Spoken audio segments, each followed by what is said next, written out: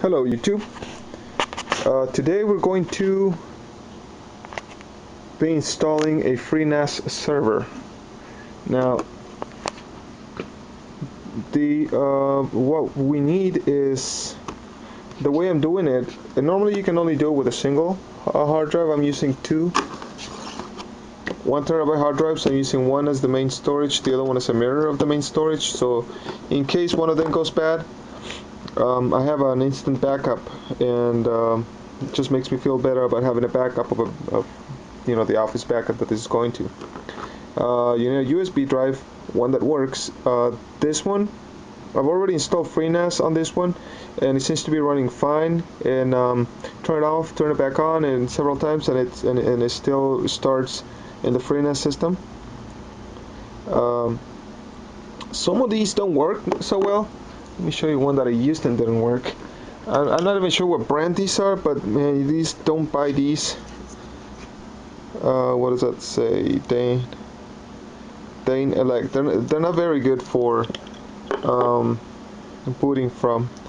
You can store files in them, but this one already went bad on me, and it's in less than a week after purchase. So we're going to be using this one, the Data Traveler 112. I think it's a Kingston drive. It's worked pretty well so far for me. That's that. I'm going to be using this mounting hardware so that this computer that I'm putting it on only has one bay for the hard drive, and then it has an empty drive, and this is where I'm going to be putting the second drive, so I can have some. I know that it's going to fit there. So this computer is an IBM Pentium 4.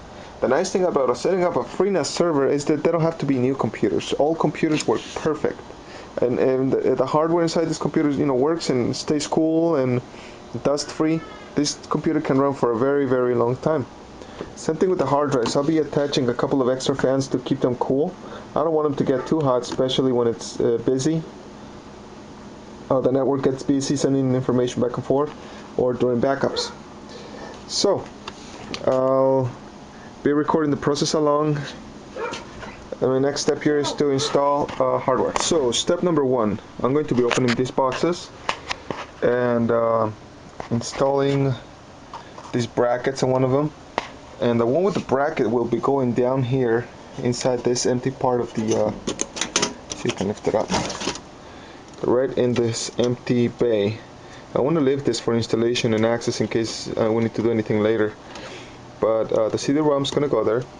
The USB drive I placed in this port back here, which is what's going to hold the operating system, Freenas version 8.1, I believe. And the new hard, I took out the old hard drive and saved it for backup. And the new hard drive will be going in here. We've got 2 SATA drives, ports, which is exactly what we need. So it's perfect. We could also add a video card, but there's no need. I mean, this is just a Freenas system. I believe this has about 1.5 gigs of RAM, which is more than enough than what we need. 512 megabytes of RAM would be fine for this system, but I believe that when it's handling a lot of files, that amount of RAM works pretty well. We're not going to be using any of the ports except for the gigabit port on this. If I don't remember if that's a gigabit port, but if it's not, I can just add another card through there. I could add up to 3 cards to get better network communication if the network gets too busy from this router. Okay,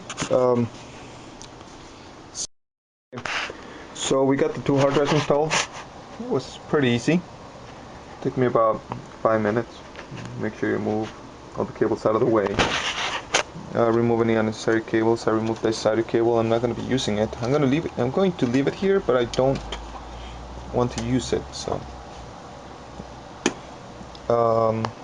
next we're going to be installing the operating system, Freenas, and I'll be recording you guys, recording it so I can show you guys. Quick note: make sure you mark whose they are and the date. Just because if any of these need to be exchanged within the next few months, we'll have the box that needs to be good to go back with the return hard drive. And also remember, this is what carries the serial number, so make sure you mark them. Okay, so let me do a reboot on this real quick.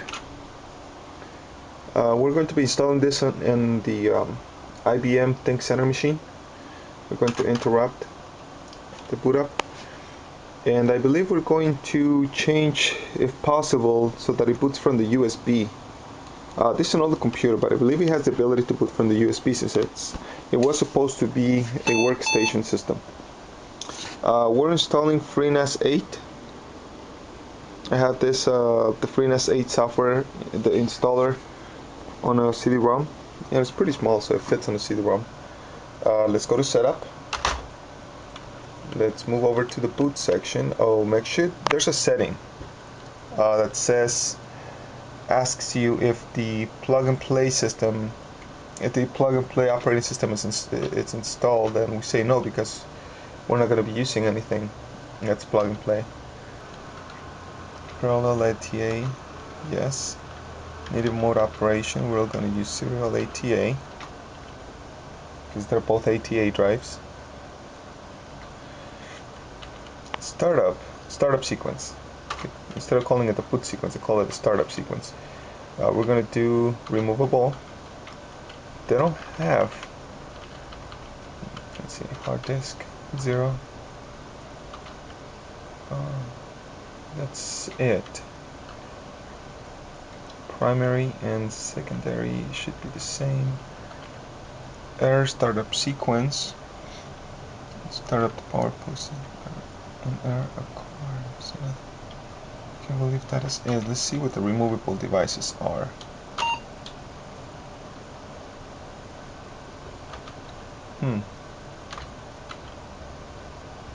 Okay.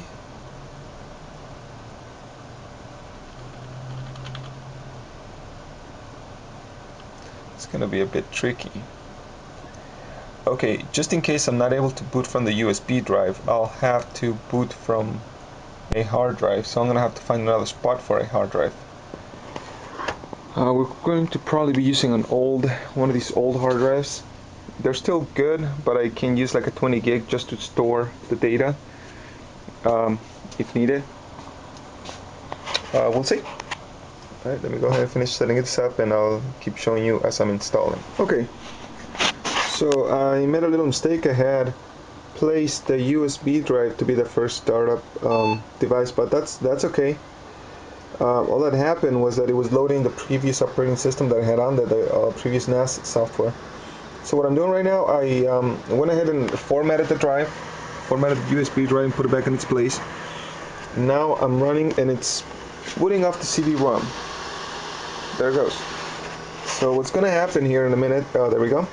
It's going to welcome me and go to the next step. Load the software.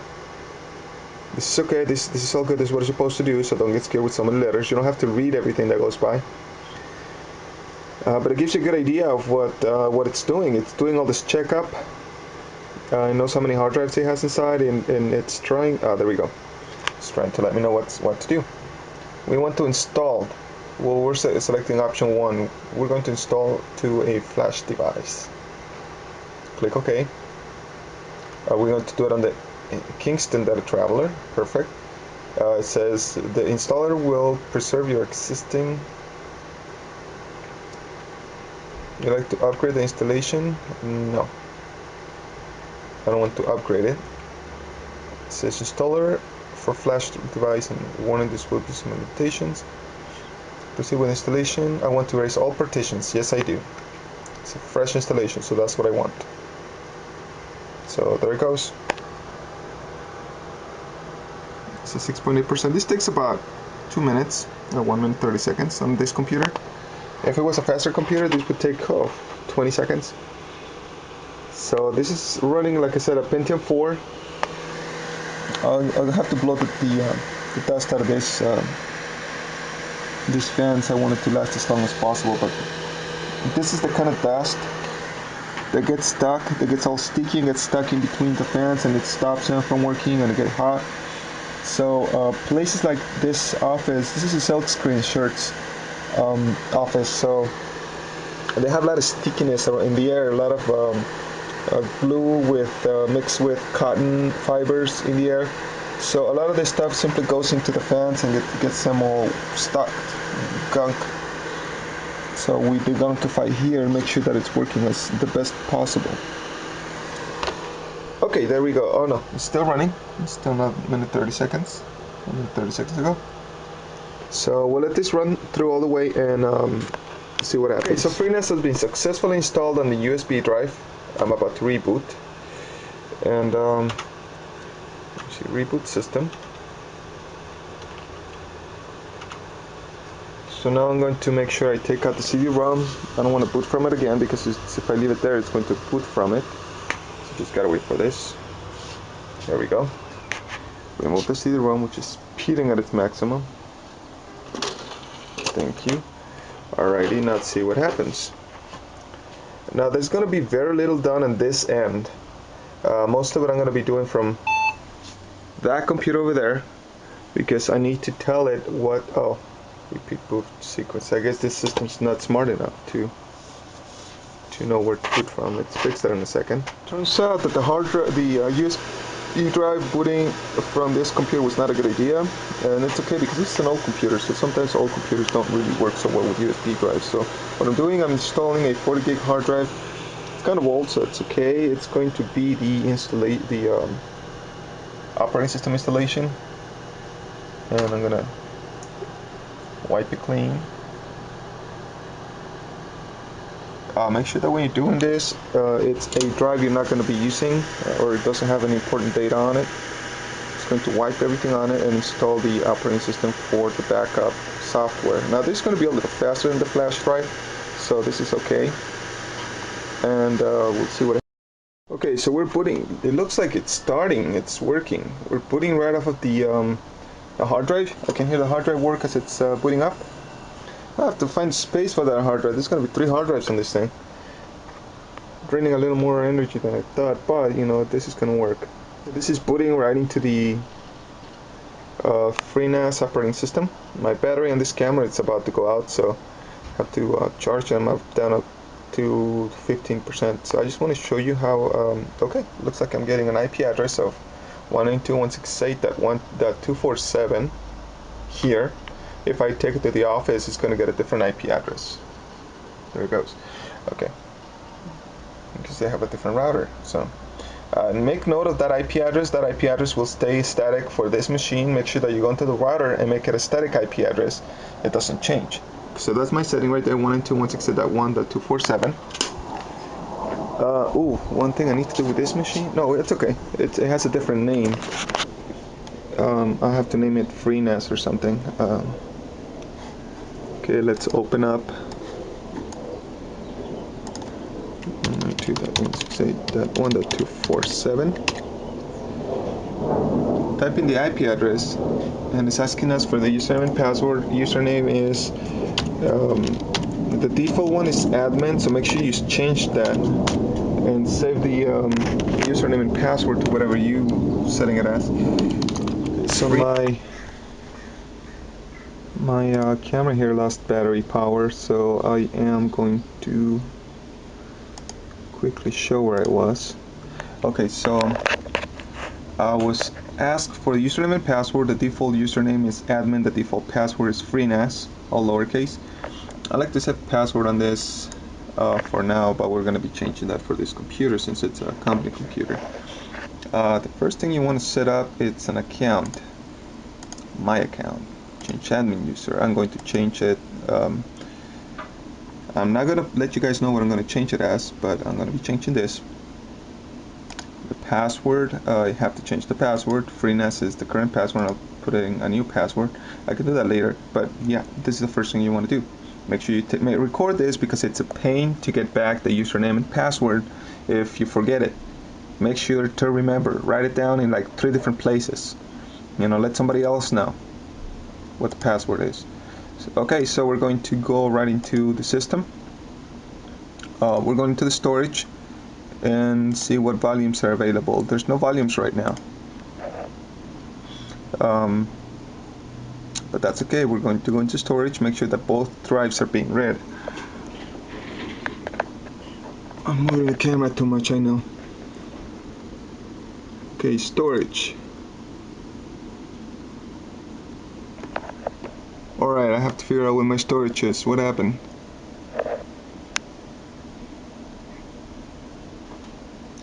Okay. Create volume, import volume. Alright, we need to create a volume. And we're going to call it Office Backup.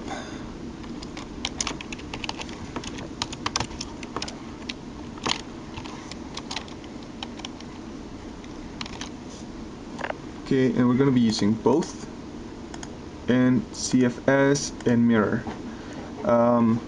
ZFS works with Windows software, Windows operating systems, Microsoft, Windows 7, Windows XP, Windows Vista. So if you're going to use any of those operating systems to store and see the shares on this server, this is what you want to do. You want to use a ZFS. Okay, add volume. Oh, always make sure that these drives that you're using are empty or all data is removed, because the information on these drives will be erased as soon as you click on this button. Oops, I just erased all my data. Okay, I cannot be using spaces, so I use a lower underscore. What happened? Didn't I do that? Add volume. Okay, there it goes. Alright, so there's my Office backup. It says the status is online. My options are to destroy volume, edit CFS options, change permissions, create snapshot, and view disks. To view disks, I can see what disks are being used. I can select to replace them in case one of these go bad. Advanced power management, I should enable at least to have a quiet let's see, make it quiet. Acoustic labeled medium. Let's go with medium. Yes. Same thing with this one. Let's go with medium. Always on. Acoustic level. Medium. Okay. Yeah, we don't want to make too much noise on these drives. It's bad enough. There's going to be other things that make noise in that room. We will now set up permissions. Let me make sure that CFS options are on. Well, there's really nothing to do here, so we'll cancel.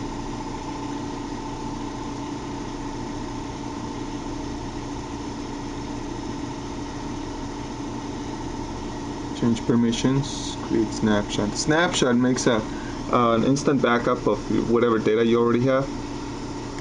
So that'll be nice to set up for later. Okay, so we're gonna set up the user as, I want to set up as a root, but I think it's going to ask for permissions. I have to check on the settings, see how they apply.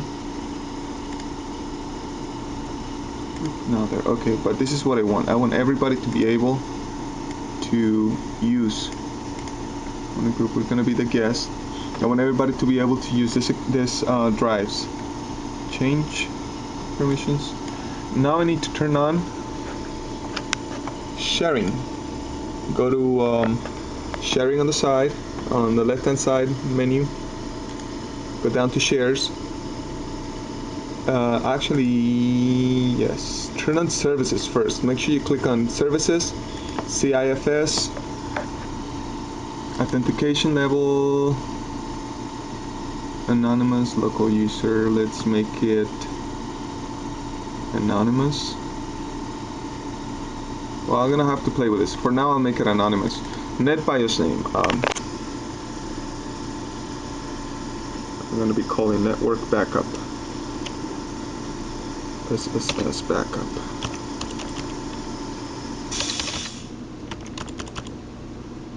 Underscore backup. This name doesn't really matter because you can make change the name as a network share, but for now this is what we want to call it. It's going to be called the SSS backup work group workgroup.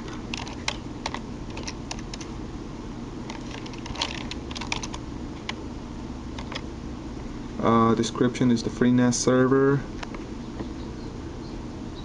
Well, file server. Sometime I imagine somebody else is going to be working on this in the future, so I don't want them to be confused by what they're looking at unless they know what I'm doing, and then it'll be okay. Guest account. Let's leave that alone. See what happens. Allow guest accounts. Okay. This might not work right off the bat, but I'll be playing around with the settings and show you what settings do work for me. Okay, click OK on that. Alrighty, so now we need to create a window share. So we go back to add window share. The name of the share, we'll make a main one and then we'll do sub folders under that. So we call this one all backups, all files. Oops. And we'll make a comment, this container.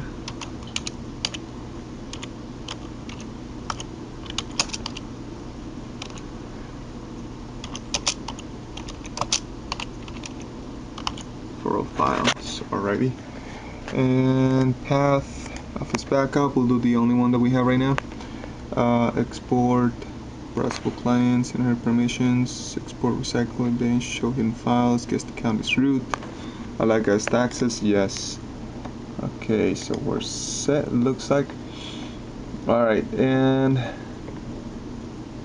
oh, I don't remember, did we turn on CIFS? We did.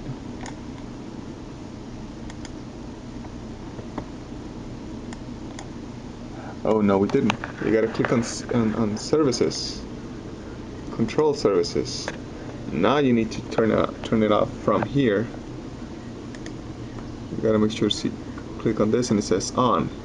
If you don't do this, you will not see any shares, and these are just the settings for that sharing system. We don't need to change anything there. So, all right, looks like everything's ready to go. Let's test it out. Let me see the name of this. We'll go through this later, but for now we just want to get this going. This is the information free host. Let's go to it by its IP address. Alright, so we go / 192.168.1.247. Yes, that's what it says. Okay, look at that. Now we get an all files shared. That we double click on it, we should be able to go into it. Yes. Let's click on new folder. It lets us create a new folder. We call this Linda. We just call this the Linda share. And alright, we can create files here. Okay, so that's what it took. Probably for now I'll be setting up just regular permissions. Is this just going to serve files, and eventually I have to change this setting so that it individually gives username and password permissions to each one. Okay, alrighty. If you have any questions, comments, click on the bottom, share, favorite. Let me know how I can improve on these videos. I'm gonna get a better video camera for this, but for now this is what I got. Alright, thank you guys.